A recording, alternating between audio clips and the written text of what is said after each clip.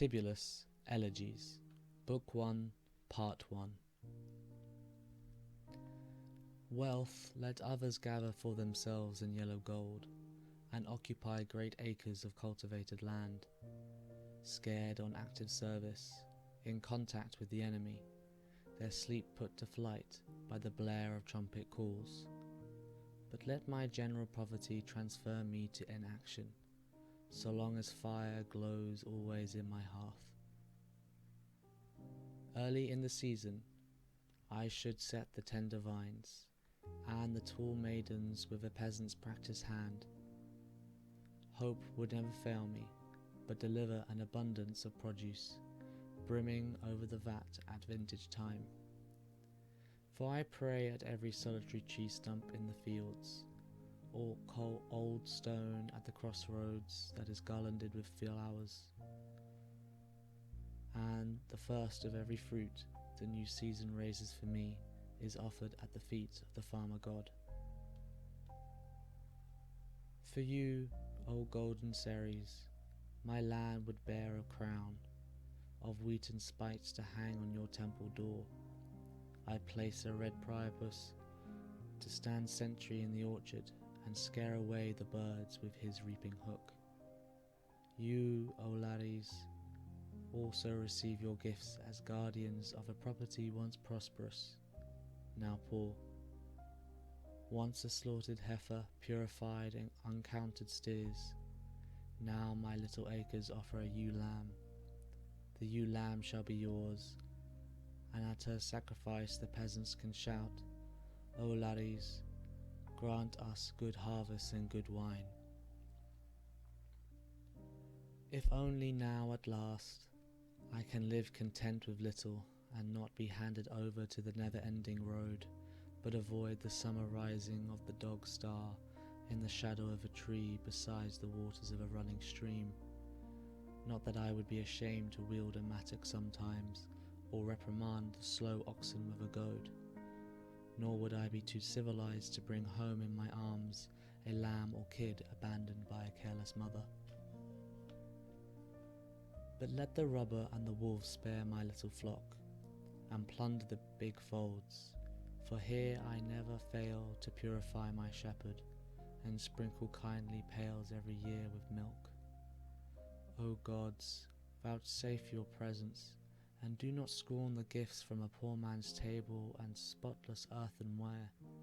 Earthenware was the invention of a countryman long ago who shaped cups from pliant clay.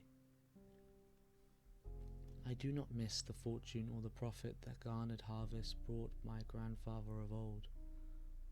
Enough is a small crop, enough is sleeping in a bed and lightening the limbs on a familiar couch.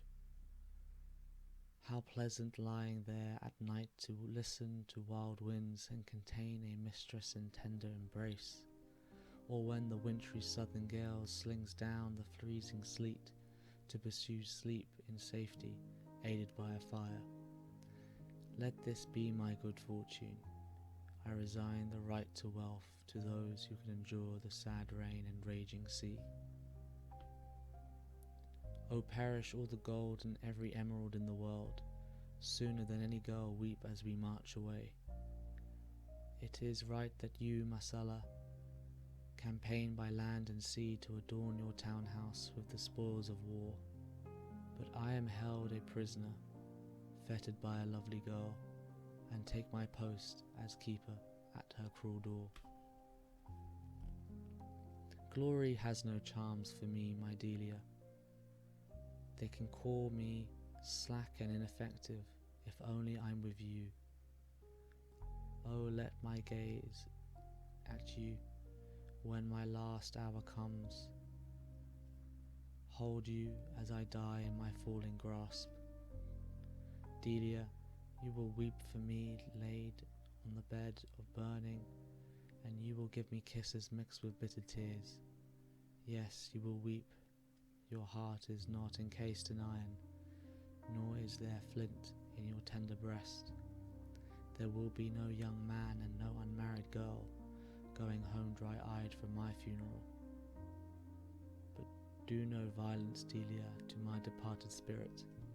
Spare your flowing tresses and spare your tender cheeks.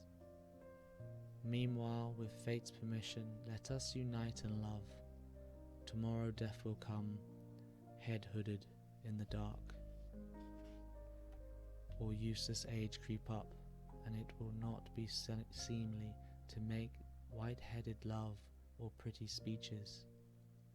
Light Venus is our duty now, while there is no disgrace in breaking down a door, while brawling delight brings delight.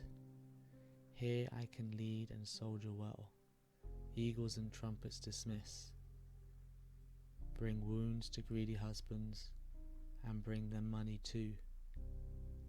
But let me live at peace myself and produce heaped in store, looking down on hunger as I look down on the